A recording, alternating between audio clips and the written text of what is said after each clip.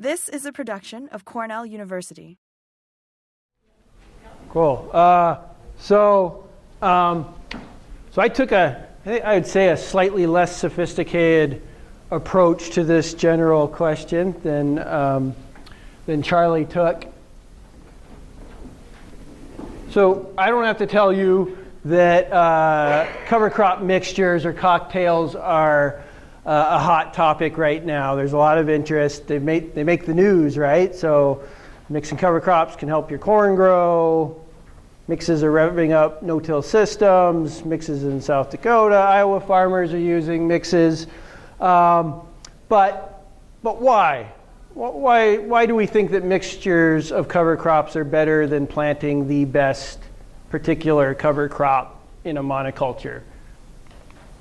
So, I was interested in this question about why we're using cover crops in general and mixtures in particular. And luckily, the National Cover Crop Survey just came out, so it's a really nice source of information about why folks are using cover crops and mixtures as well. And if you look at this, the overwhelming, or I'd say the primary reason that folks are thinking about cover crops in general is for improvements in soil health, right? So 86% of the respondents of this survey, of which about 2,000 folks or so took it, either agreed or strongly agreed with the statement that using cover crops has improved the health of my soil, right? So that's far and away the most popular answer to this question.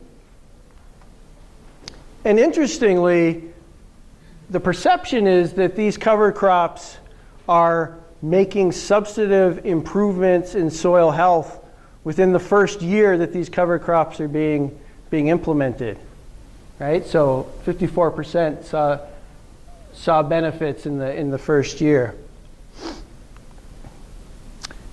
Folks are also using cover crops for weed suppression. I don't need to tell you this necessarily, but for example, 69% of folks indicated that they always, or at least sometimes, see improved suppression of herbicide-resistant weeds. And what I found particularly interesting is when asked to list the most weed-suppressive cover crop, the majority indicated cover crop mixtures, even more so than things like cereal rye. So folks are using cover crop mixtures for weed control. They're using them for soil health benefits, obviously.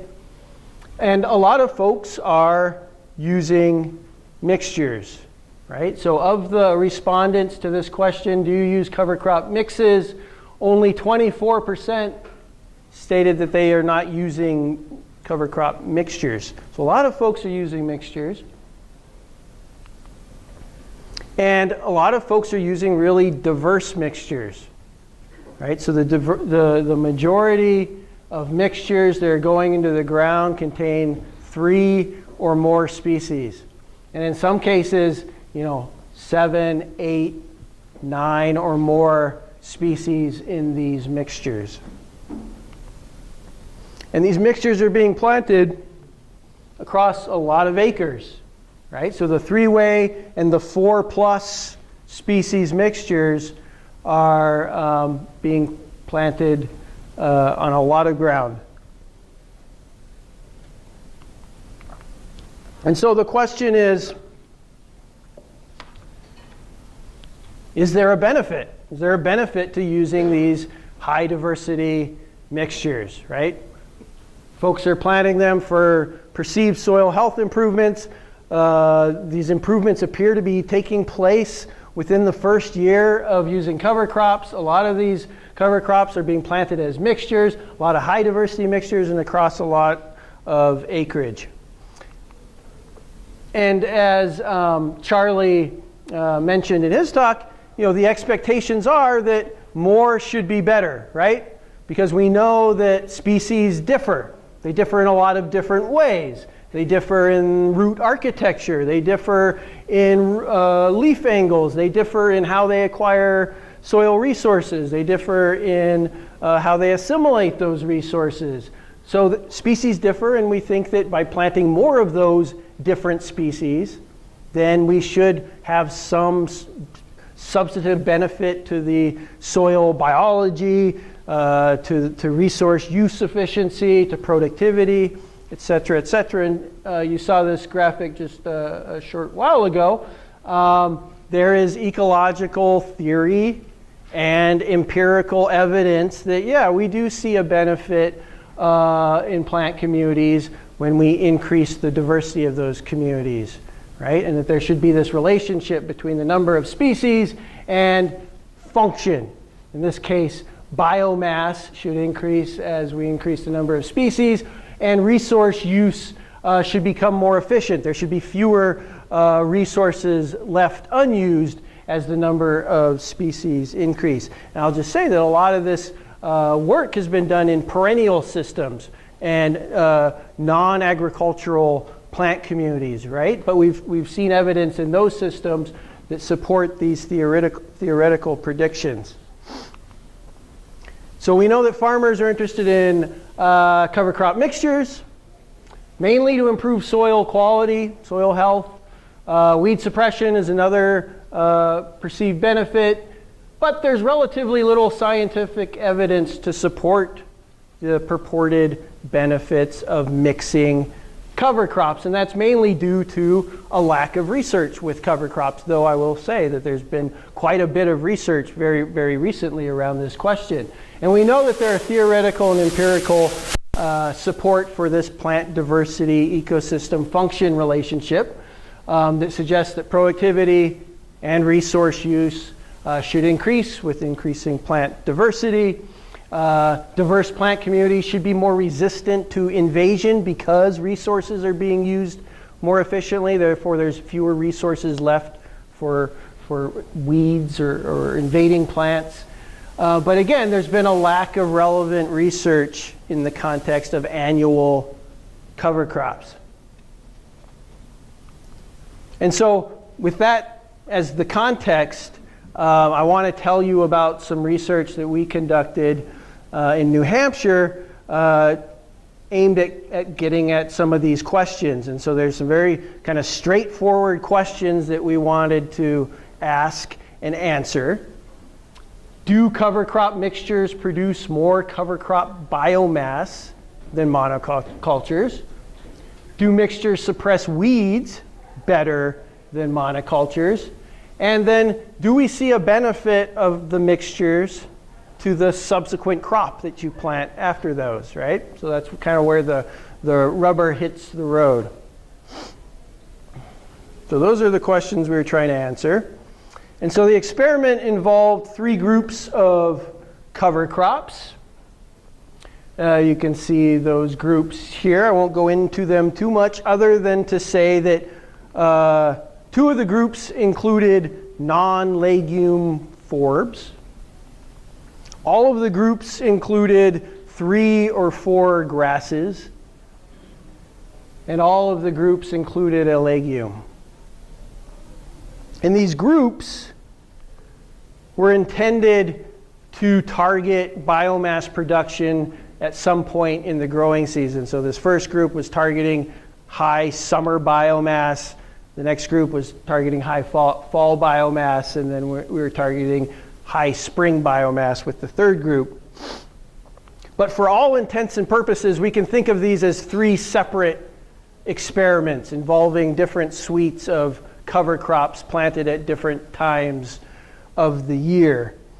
And so for each of these experiments, we planted all of those species within a group as a monoculture. So all monocultures were represented. Then we had a treatment that was a mixture of all of those species in that group. So experiment 1, we had a 6-way mixture. In that mixture, every species was planted at 1/6 of the seeding rate that the monocultures were planted at. Then we had a 14-way mixture that included all 14 distinct cover crop species. And we also included a control where we did not plant a cover crop. Same for experiment 2. And then for experiment 3, again, all monocultures, but we had a 5-way mixture because we only had 5 species. Therefore, that 5-way mixture was planted at 1/5 of the seeding rate for each of the 5 species in there. So those are the 3 experiments. What's the rationale of the control? Just to see what happens when we do not have a cover crop. Just a comparison without a cover crop. And I should say this was all done at our research farm in New Hampshire. Seeds were drilled with a small plot drill, and there was no weed control of any sort for the duration of the studies. So here's the crop growth period for each of these experiments. At the end of that growth period, we measured cover crop biomass and the biomass of any weeds that were present at the time that we harvested. Then we tilled all of the plots under carefully, so incorporated the residues, and then relocated the plots. And planted a test crop, right? So we're basically telling this test crop to tell us how these cover crops influence the soil, right? So maybe if they improve soil health, then we should see that in the crop performance in this test crop. And each test crop was a biculture that contained 2 species. And those 2 species differed depending on the experiment. And it was always a grass paired with a non-legume forb. And it was always 2 species that did not occur in the original experiment plots, just to guard against buildup of pathogens or anything like that. And so the test crop was grown for a period of time, sometimes through the winter and then into the subsequent spring. At the end of that growth period, we again harvested for the test crop biomass and then any weeds that were present as well. And so that's basically the setup of the experiment, the experiments in this case. So to answer these questions, do the mixtures produce more cover crop biomass than the monocultures? So here's the results from experiment 1. This is just showing the spread of the data for each of the cover crops grown as monocultures, and you can see that some did pretty well. And I apologize if these are all in metric units. Some did not do so well. So in this case, the legume, the chickling vetch, didn't do so well. That's not necessarily surprising in monoculture. And so let's take a look at the 6-way and the 14-way mixtures, how they do relative to the monocultures. So you can see that they didn't do too bad, right? So the 6-way and the 14-way. They did better than some, and they were comparable to our best performing species in monoculture. So the 6-way was actually statistically equivalent to the millet and the oats and the buckwheat monocultures, but they certainly didn't do better. They didn't produce more biomass than the highest producing species grown as monocultures. Here's experiment 2. Again, we have quite a spread depending on the species. For the monocultures, again, the legume had produced the lowest amount of biomass. Oats and wheat produced the most. Here's where the mixtures fell out. And again, they did okay. They certainly did better than some of the monocultures. And indeed, the 6-way was statistically equivalent to the triticale, oats, and wheat monocultures. But again, they didn't do better than the best producing monocultures. Experiment 3, basically the same story.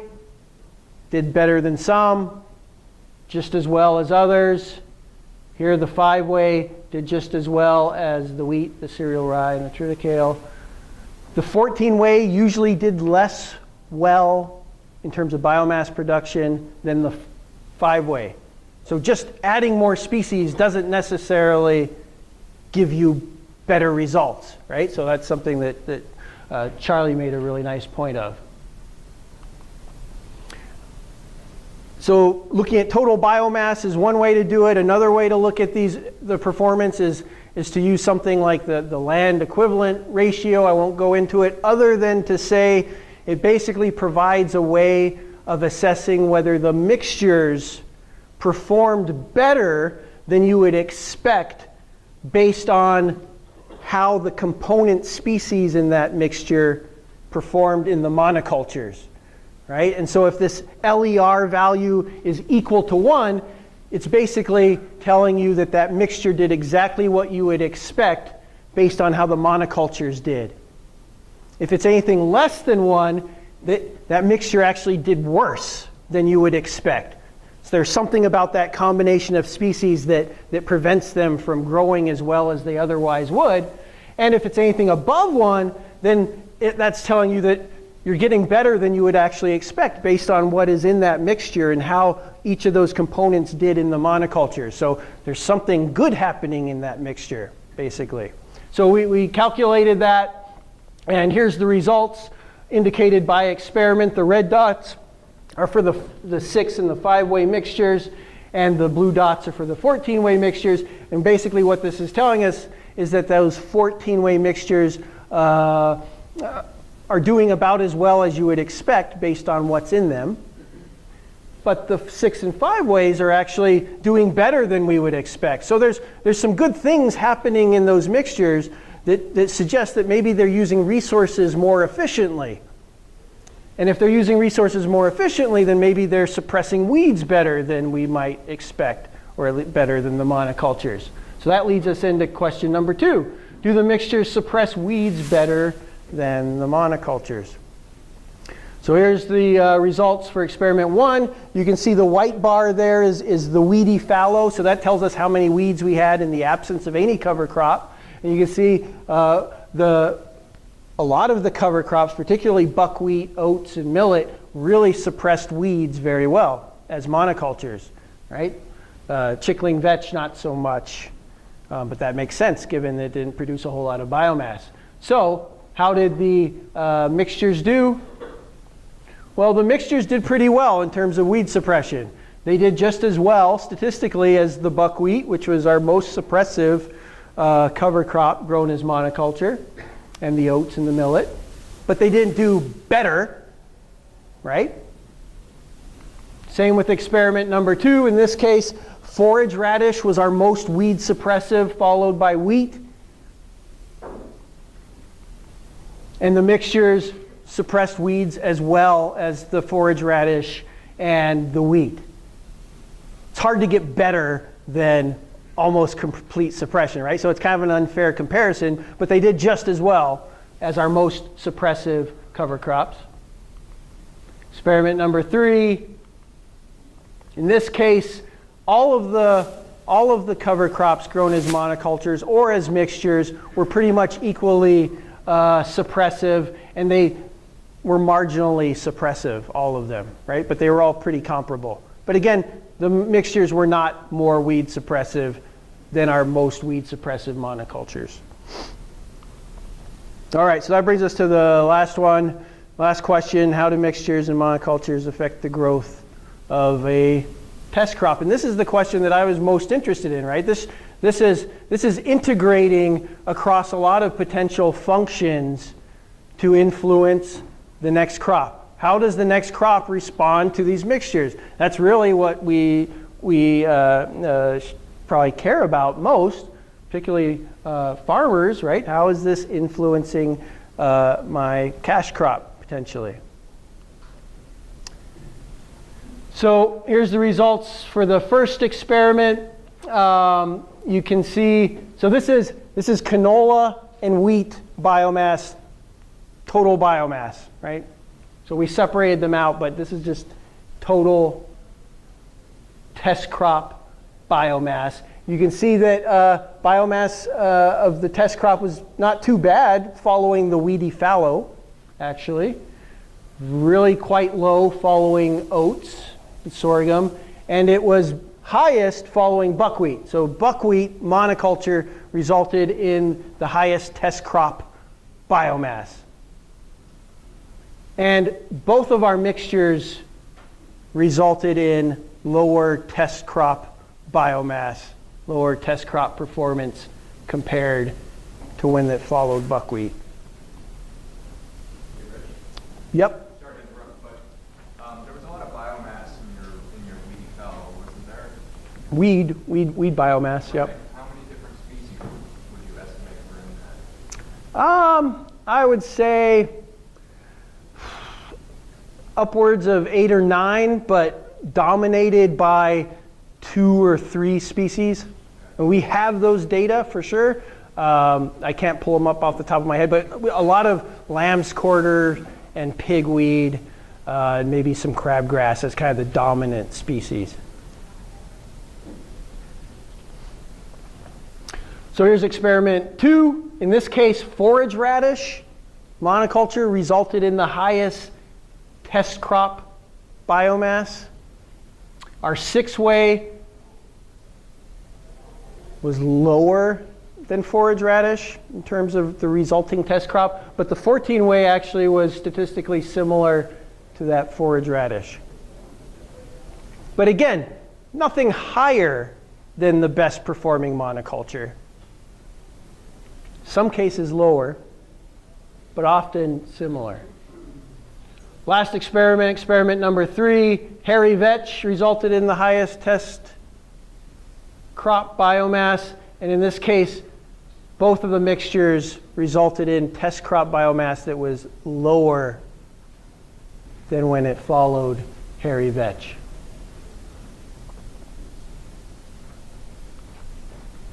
And so I wanted to put this into some context, right? So this is one experiment, well, 3 experiments at one site.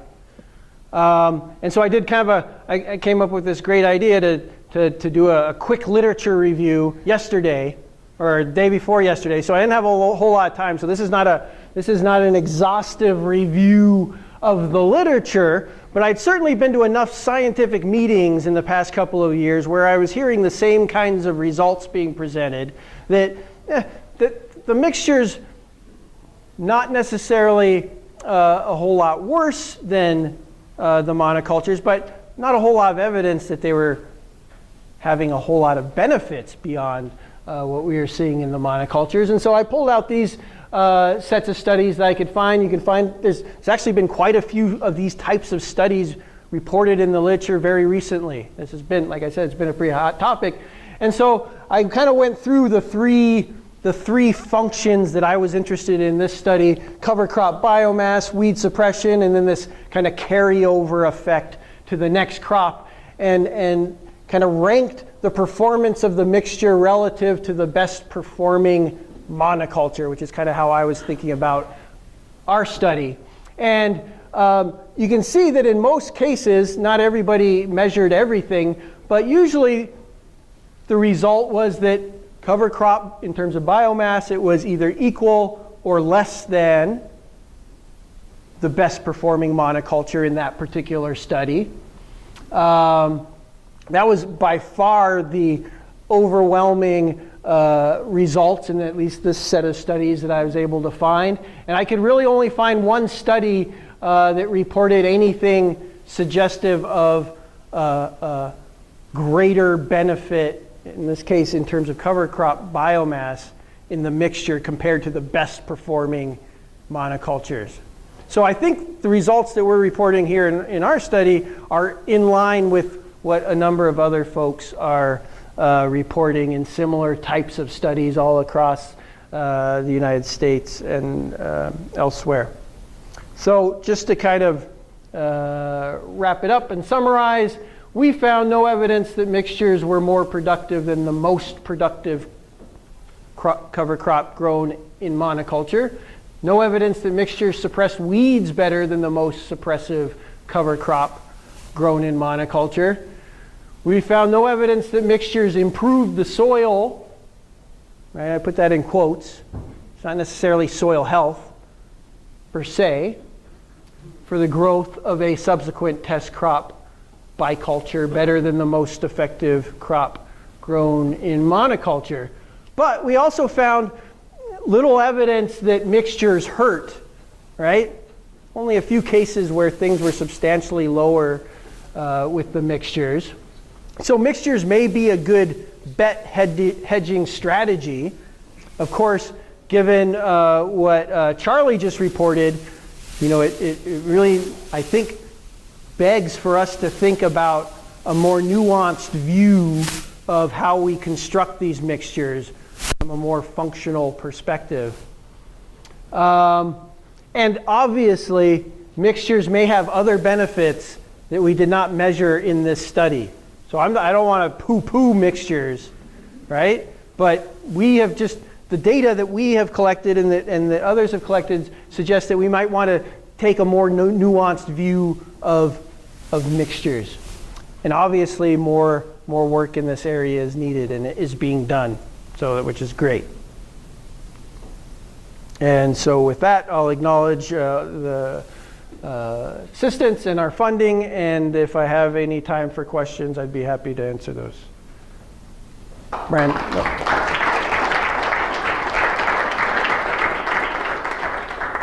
Brandon. Two questions, or comments rather. So one is that this was just a 1-year study, is that right? I reported 1 year of data. We actually have 3 years of data. That's part of what I'm going to work on during my sabbatical.